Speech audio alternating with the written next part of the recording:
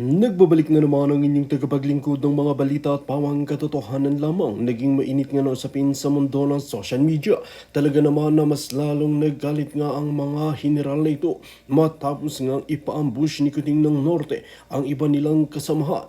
Dito nga natin mapapansin na talagang ang katapangan nga ng mga general na harapin si Kuting ng Norte ay hindi rin ito basta-basta dahil talagang gusto rin nilang tapusin ni Kuting ng Norte ang mga buhay ng mga general at mga men in uniform na kontra sa kanya. Dito nga natin mapapatunayan na talagang matinding bakbakan ang maggaganap ngayon dahil talagang ayon nga sa mga general ay hindi pa rin kami magpapasindak kahit anong gawin ni Kuting ng Norte, kahit gumamit pa ito ng dahas.